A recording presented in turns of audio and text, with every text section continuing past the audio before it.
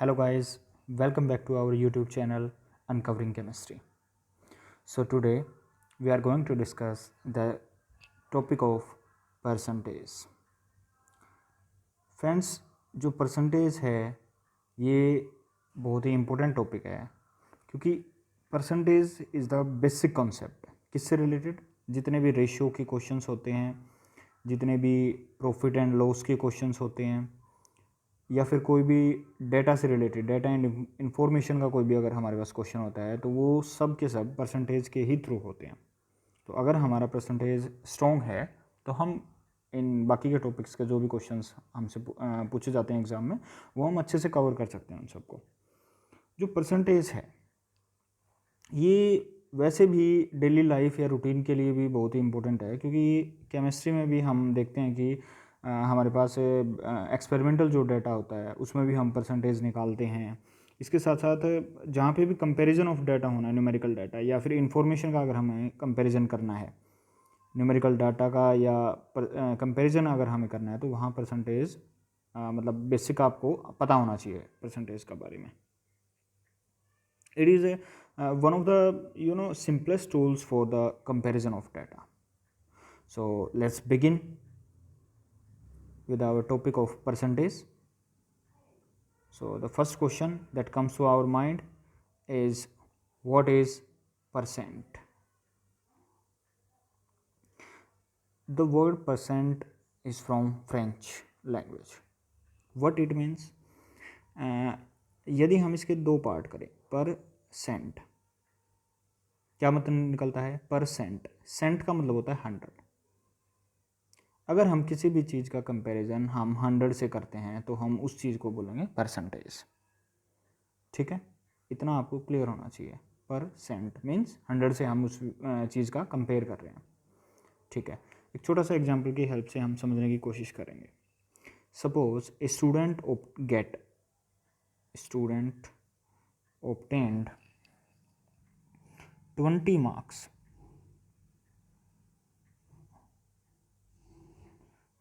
marks out of 30. Find his percentage achievement. Find percentage achievement. हम ये कैसे निकाल सकते हैं? Marks obtained, that is 20, divided by total marks, multiply by 100. This is the common formula. ये तो सबको पता ही होगा, आई थिंक बिल्कुल बेसिक कॉन्सेप्ट है, बेसिक फॉर्मूला है। Marks obtain divided by total marks into 100। इसलिए मैंने एग्जांपल भी मार्क्स से रिलेटेड ही क्वेश्चन का लिया है। सो 20/30, 0 से 0 cancel, 2/3 into 100 which means that 66.6%। So percentage इस तरह से हम निकालते हैं, just a revision of the basic concept of percentage. तो इसी तरह से हम कुछ निकालते आए हैं आज तक स्कूल के लेवल में, कॉलेज में। ठीक है, इसमें अब मैं एक चीज़ और आपसे एक्सपेक्ट करता हूँ। देखो इसको अगर हम, जैसा कि मैंने अभी भी बताया था कि परसेंटेज मीन्स परसेंट, यानी कि हम किसी भी वैल्यू को अगर 100 से कंपेयर करेंगे तो वो हमारी क्या कहलाएगी? परसेंट कहलाएगी। तो जो हमने पीछे वाला क्वेश्चन किया है उसमें अगर हम, क्या हुआ था अभी, 20 मार्क्स आए थे स्टूडेंट के आउट ऑफ 30 और हमने उसकी परसेंट निकाली, यानी कि हमने इस वैल्यू को, इस 20 मार्क्स को 100 से कंपेयर किया तो हमारे पास परसेंटेज वैल्यू आ गई थी। वो कैसे हुआ था कि यहाँ तो मार्क्स आए हैं उसके 20 आउट ऑफ 30। अगर हम ऐसा देखें कि उसके 100 में से कितने मार्क्स आए हैं, out of 100 he obtained how much marks, that is his percentage value. इसी को हम परसेंट वैल्यू कहते हैं। अब देखो 30 को हम कितने से मल्टीप्लाई करेंगे ये 100 बन जाए? आई थिंक कि 33 जा 90 होता है, 3 पॉइंट समथिंग से हम उसको मल्टीप्लाई करेंगे, 3.3 और समथिंग इतने से हम उसको मल्टीप्लाई करेंगे तो हमारे पास 100 आ जाएगा। एंड ये कोई एग्जैक्ट वैल्यू नहीं है, गलत भी हो सकता है, बट 3 पॉइंट समथिंग से अगर हम इसको मल्टीप्लाई करेंगे तो हमारे पास 100 आता है। सिमिलरली अगर हम 20 को भी उतने से ही मल्टीप्लाई कर दें, यानी कि 3 पॉइंट समथिंग से अगर हम मल्टीप्लाई करें तो हमारे पास जो वैल्यू आएगी वो आएगी 66.66, जो कि इसका 20 आउट ऑफ 30 का क्या है? परसेंटेज वैल्यू है।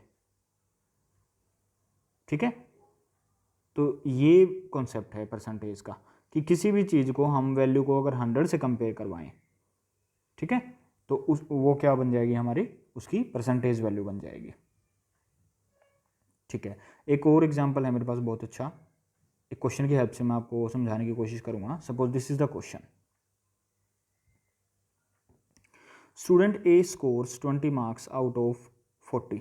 एक स्टूडेंट ए है, उसने 20 मार्क्स ऑब्टेन किए हैं आउट ऑफ 40, एंड एक सेकंड स्टूडेंट है, स्टूडेंट बी, उसने स्कोर किए हैं 40 marks out of 70, and the question is who has performed better, किसने अच्छा परफॉर्म किया है, ये हमारा क्वेश्चन है। ठीक है,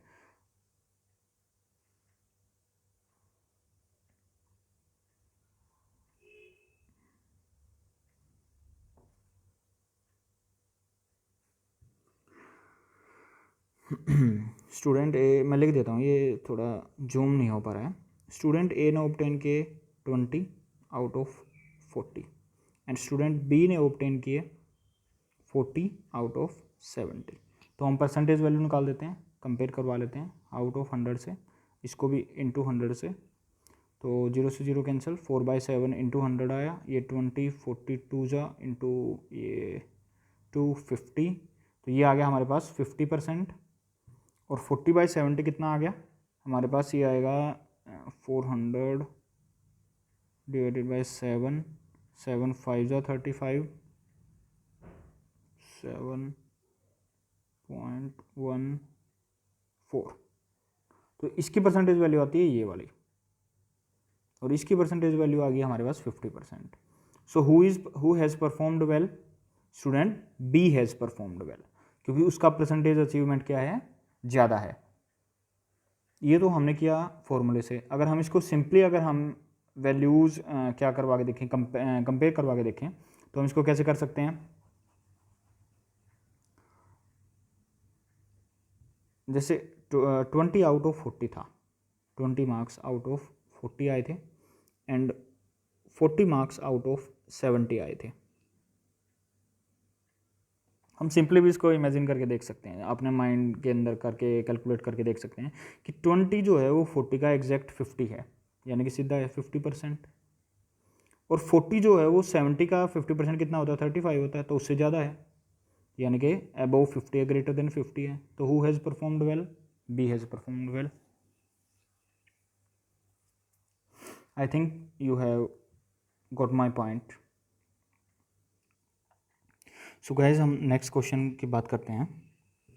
नेक्स्ट क्वेश्चन में क्या कह रहा है, A's salary increased by 20% and then decreases by 20%.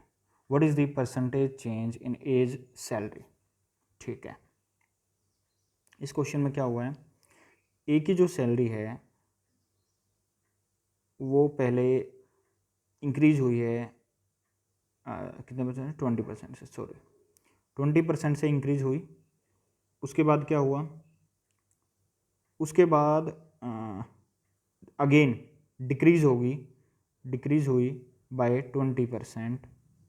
तो net change in percentage value पूछा है, net change in A's salary, net change हमसे पूछा है इस क्वेश्चन में। ठीक है, हम वैसे तो फॉर्मूला बेस भी कर सकते हैं, लेकिन एक बेसिक अंडरस्टैंडिंग अगर हम डेवलप करनी शुरू करें क्वेश्चन से रिलेटेड, जैसे पिछला भी मैंने आपको टॉपिक करवाया था एवरेजेस, उसमें भी मैंने आपको बताया कि आप बेसिक अंडरस्टैंडिंग एक डेवलप कीजिए। इसमें भी सेम वही कॉन्सेप्ट है कि बेसिक अंडरस्टैंडिंग से अगर हम इसको करके देखें तो हमें ये क्वेश्चन बड़ा जल्दी और बड़ा ईजिली हम इसको कर पाएंगे। सपोज मानिए कि ए की सैलरी 100 थी, सपोज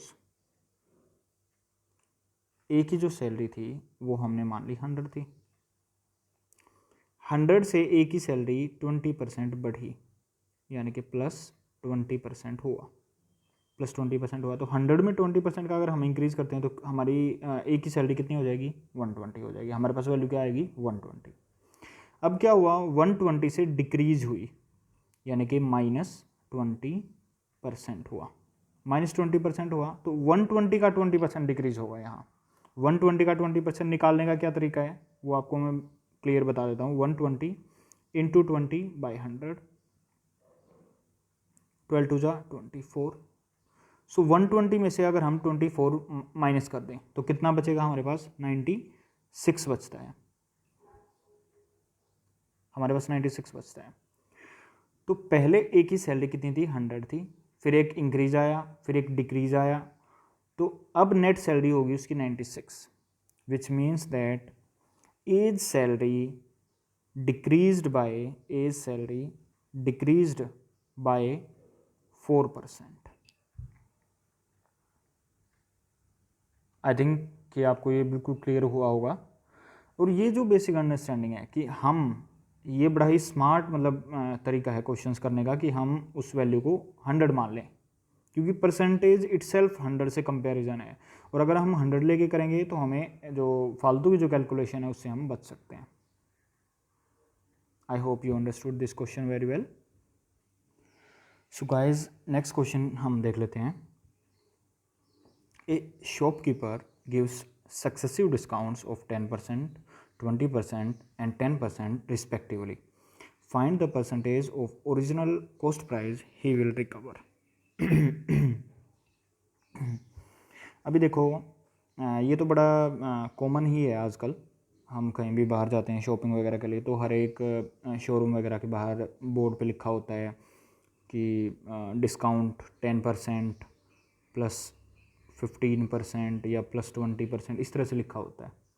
कई बार हम मिसकंसेप्चुअलाइज करते हैं इस चीज़ को कि हम देखते हैं कि हम इन तीनों को डायरेक्टली ऐड कर लेते हैं कि 10 + 15, 25 + 20, 45, कि शॉपकीपर हमें 45% का डिस्काउंट दे रहा है, बट ऐसा नहीं है। वो क्या कर रहा है जो एग्जैक्ट जो वैल्यू है जिसमें वो हमें बेचना चाहता है उसका 10% पे ऑफ करता है, फिर जो हमें वैल्यू मिलती है उसके 15% पे करता है और उसके 20% पे करता है। इस तरह से होता है ये। अब देखो इसको कैसे समझते हैं।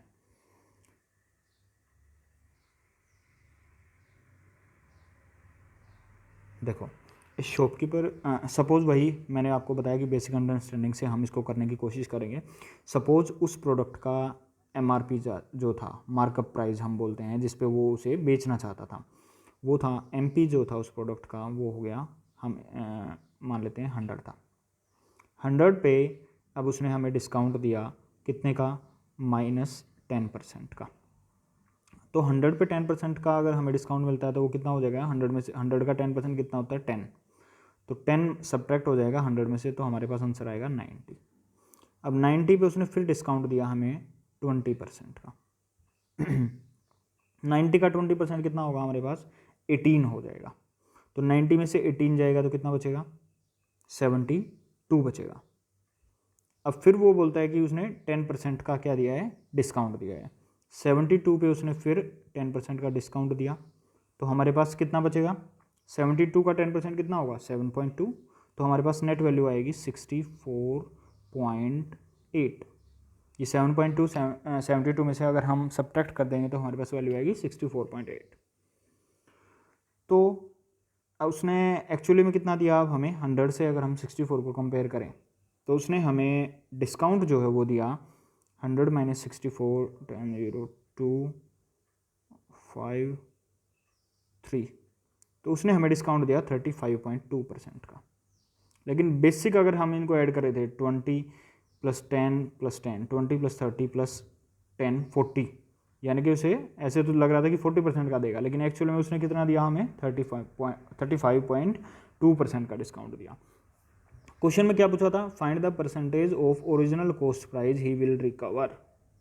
तो कितना वो रिकवर कर रहा है? 64.8% ही रिकवर कर रहा है। So that will be our answer to this question. समझ आ गया? सो गाइज नेक्स्ट क्वेश्चन की हम बात कर लेते हैं। क्या दिया गया है? B's salary is 25% more than A's salary. B की जो सैलरी है वो 25% ज़्यादा है ए की सैलरी से। By what % is A's salary less than B's salary?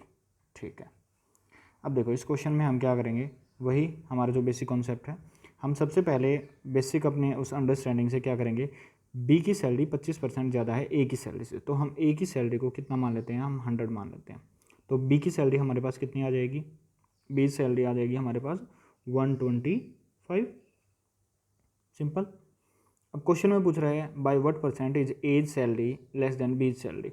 अब ए की सैलरी को हमने कंपेयर करना है बी की सैलरी से, तो हम क्या करेंगे 100 125 माइनस 100, क्योंकि जब भी तो हमें पता चलेगा ना कम कितनी है, उसने कम पूछा है। तो 125 माइनस 100 डिवाइडेड बाय, हम किससे कंपेयर कर रहे हैं 125 से, सो 125 इंटू 100। तो हमारे पास क्या आ जाएगा 125 में से 100 गया तो 25 बाई 125 इंटू 100, 25 5 जा 125 520, सो 20%, विच मीन्स दैट कि बी की सैलरी जो है बी की सैलरी जो है वो 25% ज़्यादा है ए की सैलरी से, और ए की सैलरी 20% लेस है बी की सैलरी से। ये आप समझ रहे हो? ठीक है, इसको मैं थोड़ा सा एलोबरेट करूँगा, इस पॉइंट को ध्यान से समझना। जैसे हमने लास्ट जो दो क्वेश्चन हमने किए हैं वो इसी चीज़ पे थे कि ए की सैलरी या अगर ए की वैल्यू है 100 और उसको हमने बढ़ाया कितना बाय 25%, तो वो चीज़ कितनी हो जाएगी 125 हो जाएगी। और अगर बी की वैल्यू 125 है और मैं इसको 25% से लेस करता हूँ, तो क्या हमारे पास इसका आंसर 100 आएगा? नहीं आएगा इसका आंसर हमारे पास 100 इसलिए नहीं आएगा क्योंकि 100 एक छोटा नंबर है और 125 उससे बड़ा नंबर है। 100 का 25% होता है 25, और 125 का 25% अगर हम निकालेंगे तो वो 25 से ज़्यादा होगा, क्योंकि 100 का 25 तो 25 होता है और ये ज़्यादा होगा उससे, क्योंकि ये बड़ी वैल्यू है 100 से। 100 छोटी वैल्यू है, 125 बड़ी वैल्यू है। तो ये कई बार कंफ्यूज हो जाते हैं बच्चे, इसलिए मैंने आपको ये चीज़ पॉइंट बिल्कुल क्लियर कर दिया। I hope you understood this point. So guys next question की बात कर लेते हैं। The price of wheat falls by 20%। क्या हुआ कि वेट का जो प्राइस है वो कम हो गया 20% से। How much wheat can be bought now with the money that was sufficient to buy 100 kilograms of rice previously. अब ये क्या कह रहा है कि वेट का जो प्राइस है वो 20% से लेस हुआ है। अब उसमें क्या हुआ कि पहले अगर हम 100 kg वेट खरीदते थे जितने पैसों का, तो उतने ही पैसों का अब हम प्रेजेंट कंडीशन में जब वेट का प्राइस कम हो गया तो हम कितना खरीद पाएंगे। तो इतना तो पता ही चल रहा है कि हम ज़्यादा खरीद पाएंगे अबव 100, क्योंकि सस्ता हो गया है। ठीक है, तो देखो हम कैसे करते हैं कि हम मान लेते हैं कि लेट्स एज्यूम कि पहले वीट का जो प्राइस था वो 100 kg था, 100 रुपीज़ था, 100 रुपीज़ पर केजी था, 100 रुपीज़ पर केजी था। तो 100 kg राइस को ख़रीदने में पहले कितने पैसे लगते थे 100 इंटू 100 रुपीज़ पर केजी एंड 100 kg, तो कितने का खरीदेंगे हम 10,000 का खरीदेंगे। ये क्लियर है? अब क्या हुआ, the price of wheat falls by 20%। 100 का 20% कितना होता है 20 होता है। तो अब वीट का प्राइस कितना हो गया, डिक्रीज़ होने के बाद, कम होने के बाद, रिड्यूस होने के बाद 100 रुपीज़ पर केजी हो गया। अब हम कितना खरीद पाएंगे, अगर हम 100 kg हमें ख़रीदना है तो हम खरीद पाएंगे 8,000 का। चलो इससे हमें कोई लेन देना कि हाँ अब हम कितना खरीद पाएंगे, हमें क्या करना है कि हमारे पास तो वही 10,000 रुपये हैं जितने का हम 100 kg खरीदते थे।